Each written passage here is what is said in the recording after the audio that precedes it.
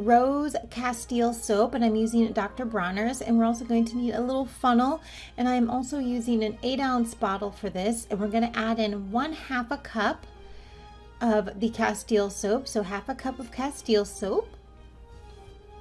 Then we're going to need some organic coconut milk, and this is going to be full fat coconut milk, and we're going to take 1/4 of a cup and add this in. Love the smell of coconut milk. Then we're going to add in 1/4 cup of distilled water. Super easy, right guys? We're almost done. We're almost done with this shampoo. Like 2 seconds.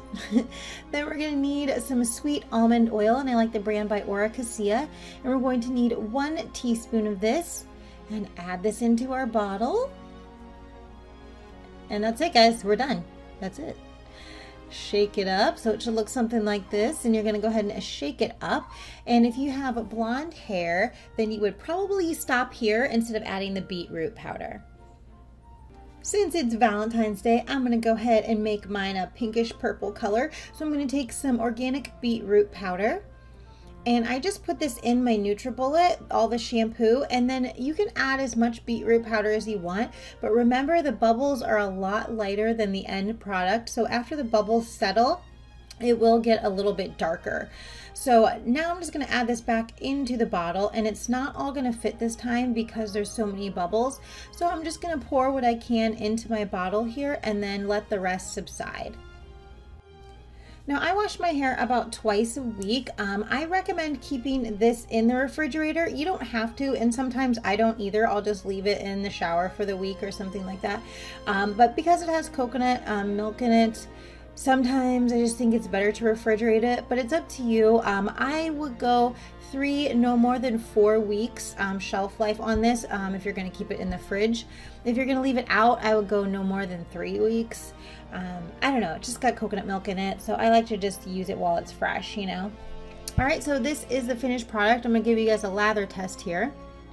So as you can see, this is the consistency of it. It's very thin, which I love. Like, I love thin shampoos because when you put it on your hair, it goes straight down to the scalp, and then you can begin massaging it in, because that is what shampoo is used for. It's for the scalp, not for your hair. It's to clean and cleanse the scalp. So this goes straight to the scalp as soon as you apply it on. So as you can see, it does a good lather here, and I'm also going to show you this on a loofah. So let's pretend this is our hair, and you can see the lather you would get if you had it on your head and you were actually massaging it through hair and things like that. You would get a lot more suds out of it. Yay, and this smells so good. It's almost like a creamy rose, like a rose creamsicle-y coconut. Like, it's so good. It smells so good, guys. All right, so that is it. I hope you guys enjoyed this tutorial. Don't forget to like, share, and subscribe, and I will see you guys tomorrow. Bye.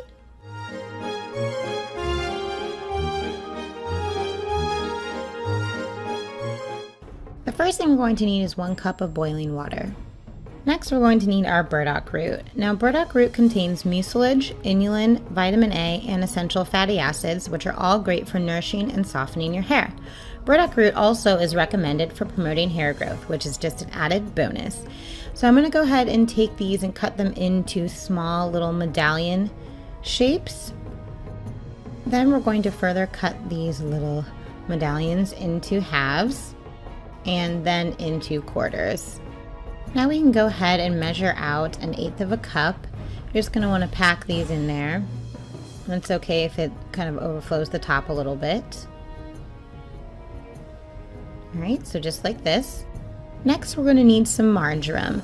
Now, marjoram is found under the same genus as oregano, and the names are often used interchangeably. But marjoram is great at fighting dandruff, itchy scalp, and is high in vitamin K. Currently, I couldn't find any fresh at the store, so I'm going to be using dry. But if you can find fresh, you're going to use 1/8 of a cup, just like the burdock root, but we're going to be using 1 tablespoon here. So now we're going to go ahead and add this into our jar, and then also our burdock root. And here's what it looks like. Now we can go ahead and add in our 1 cup of boiling water.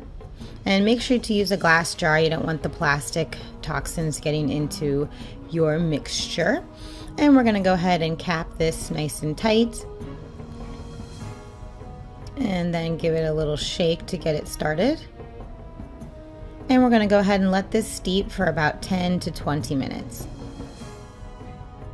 While we wait for our herbs to steep, we can go ahead and get our other ingredients ready. Here we're going to be using some Castile soap. Just make sure that it's unscented. I'm using Dr. Bronner's Baby Mild. And we're going to go ahead and add in 2 tablespoons of this. Most of the ingredients in Castile soap are plant oils, so it makes for a great cleaning agent. Next, we're going to need some olive oil. Now, olive oil has tons of antioxidants, helping to improve the condition of your scalp. The fatty acids in olive oil also help to coat the shaft of the hair, leaving it healthy and protected. We're going to need 1 teaspoon. Now, if you're using fresh herbs, a strainer like this will be fine, but for dry herbs, a tea strainer might be a little bit better. I'm actually going to be using a nut bag. It's just much easier for me to pour everything into. So I'm just going to set this down into a bowl, or if you're using a strainer, you can set that over a bowl as well. And then we're just going to uncap our herbs and pour them into the bag. Now, when you're using dry herbs, I find that the other strainer, just most of the herbs go straight through it, so you won't really have a clear liquid like I have here, but it still is fine. If you do have some herbs in your water, it's not going to hurt anything. Now we can go ahead and take this liquid and add it into our other ingredients. Then we can go ahead and whisk all of this together.